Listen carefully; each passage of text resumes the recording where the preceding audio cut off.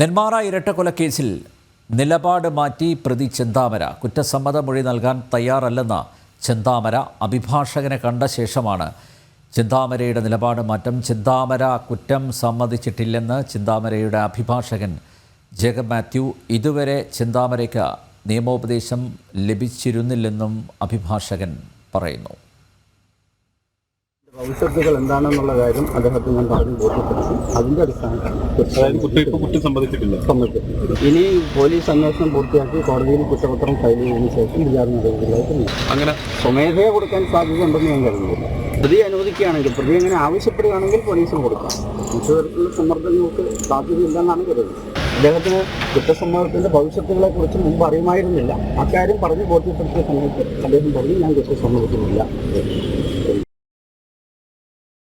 അരുൺ ആലത്തൂർ ചേരുന്നു. അരുൺ, ചെന്താമര കുറ്റം സമ്മതിച്ചിട്ടില്ലെന്ന വിചിത്രമായ വാദമാണ് അഭിഭാഷകൻ ഇപ്പോൾ മുന്നോട്ട് വയ്ക്കുന്നത്. ഇത് എത്രത്തോളം വിശ്വസനീയമാണ്?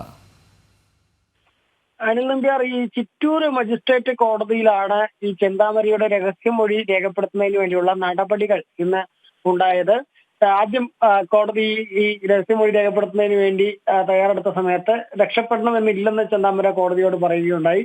മാത്രമല്ല, ചെയ്തത് തെറ്റ് തന്നെയാണ്, രക്ഷപ്പെടാൻ ആഗ്രഹിക്കുന്നില്ല എന്നുൾപ്പെടെ പറഞ്ഞു. അതിനിടെ ഈ കുറ്റസമ്മത മൊഴി രേഖപ്പെടുത്തുന്നതിന് മുൻപായിട്ട് ഈ അഭിഭാഷകനോട് മറ്റും സംസാരിക്കണോ എന്ന് കോടതി ചെന്താമരയോട് ചോദിക്കുകയായിരുന്നു. തുടർന്നാണ് ഈ അഭിഭാഷകനുമായി സംസാരിക്കാൻ വേണ്ടി കുറച്ച് സമയം നൽകിയത്. ആ സമയത്താണ് ഈ ചെന്താമര അഭിഭാഷകനെ കണ്ട് പിന്നീട് നിലപാട് മാറ്റി പറഞ്ഞത്. ചെന്താമരയുടെ അഭിഭാഷകൻ ജേക്കബ് മാത്യു പറയുന്നത് ചെന്താമര കുറ്റം സമ്മതിച്ചിട്ടില്ല, ഇതുവരെ ചെന്താമരയ്ക്ക് നിയമോപദേശം ലഭിച്ചിരുന്നില്ല, കുറ്റസമ്മതം നടത്തിയാലുള്ള ഭവിഷ്യത്ത് എന്താണെന്ന് ചെന്താമരയെ പറഞ്ഞു മനസ്സിലാക്കി. ഇതോടെ പോലീസ് റിപ്പോർട്ട് സമർപ്പിക്കുന്നതിനനുസരിച്ച് വിചാരണ നേരിടാൻ വേണ്ടി തീരുമാനിക്കുകയായിരുന്നു എന്നതായിരുന്നു.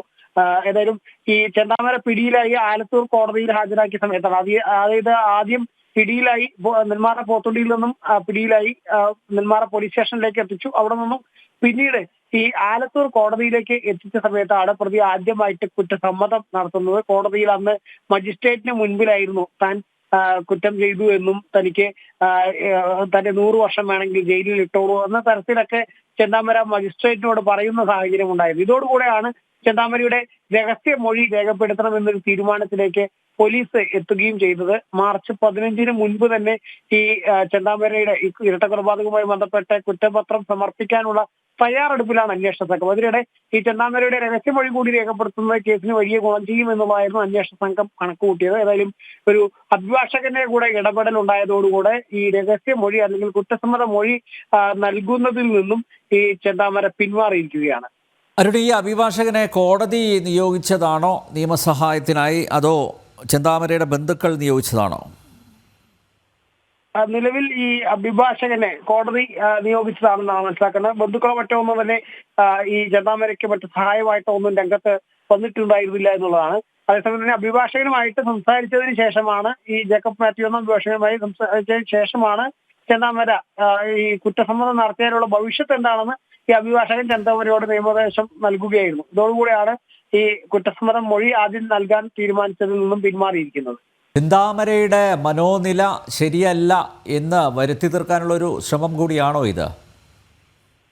നിലവിൽ അത്തരം കാര്യങ്ങളിലേക്ക് നമുക്ക് വ്യക്തതയില്ല. ഏതായാലും ചിലപ്പോൾ ഇനിയിപ്പോൾ കേസിന്റെ വിചാരണ മറ്റ് നടപടികളിലേക്കൊക്കെ കടക്കുന്ന വേളകളിൽ അഭിഭാഷകർ ഈ ആദ്യം ചെന്താമര കോടതി 100 വർഷം ജയിലിലിട്ടോളാൻ പറഞ്ഞ അതും അതുപോലെ തന്നെ അതിനുശേഷം പിന്നീട് കുറ്റസമ്മത മൊഴി നൽകാൻ തയ്യാറാണെന്ന് പറഞ്ഞു ഇപ്പോഴത് മാറ്റി ഇതല്ല ഇത് പറയുന്നു. ഇതൊക്കെ അത്തരത്തിൽ ഭാവിയിൽ വിചാരണ നടപടികൾ നേരിടുമ്പോൾ അല്ലെങ്കിൽ വിചാരണയിലേക്ക് കോടതി കടക്കുന്ന സമയത്ത് ഈ ഇത്തരം കാര്യങ്ങളൊക്കെ ചെന്താമരയ്ക്ക് വേണ്ടി വാദിക്കുന്ന അഭിഭാഷകൻ ചൂണ്ടിക്കാണിക്കാനുള്ള സാധ്യത ഏതായാലും ഉണ്ട്. അത് തള്ളിക്കളയാൻ കഴിയില്ല എന്നുള്ളത് തന്നെയാണ്.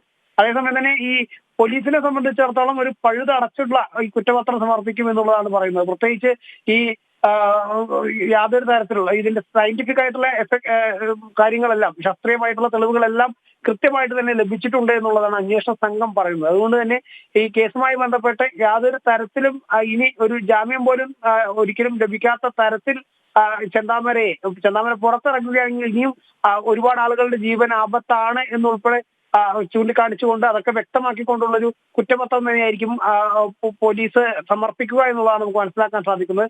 നിലവിലേതായാലും അന്വേഷണ സംഘം ഈ രഹസ്യമൊഴി രേഖപ്പെടുത്താൻ കഴിഞ്ഞുവെങ്കിൽ അത് അന്വേഷണ സംഘത്തിന് വലിയ ഉപകാരമായിട്ടുണ്ടാകും. അവർക്കത് കുറ്റപത്രം സമർപ്പിക്കുമ്പോൾ ഉൾപ്പെടെ അതിൽ കൂടുതൽ ഗുണം ചെയ്യുമായിരുന്നു. ഇപ്പോഴേതായാലും ചെന്താമര ആ ഒരു കുറ്റസമ്മത മൊഴി നൽകുന്നതിൽ നിന്നും പിന്മാറിയിരിക്കുകയാണ്. യെസ്, നെന്മാറ ഇരട്ടക്കൊലക്കേസിൽ നിലപാട് മാറ്റി പ്രതി ചെന്താമര കുറ്റസമ്മത മൊഴി നൽകാൻ തയ്യാറല്ലെന്ന ചെന്താമര അഭിഭാഷകനെ കണ്ട ശേഷമാണ് ചെന്താമരയുടെ ഈ നിലപാട് മാറ്റം. ചെന്താമര കുറ്റം സമ്മതിച്ചിട്ടില്ലെന്ന് ചെന്താമരയുടെ അഭിഭാഷകൻ ജേക്കബ് മാത്യു മാധ്യമപ്രവർത്തകരോട് പറഞ്ഞു. ഇതുവരെ ചെന്താമരയ്ക്ക് നിയമോപദേശം ലഭിച്ചിരുന്നില്ലെന്നും അഭിഭാഷകൻ വ്യക്തമാക്കുന്നു. അരുൺ ആലത്തൂരാണ് വിവരങ്ങൾ നൽകിയത്.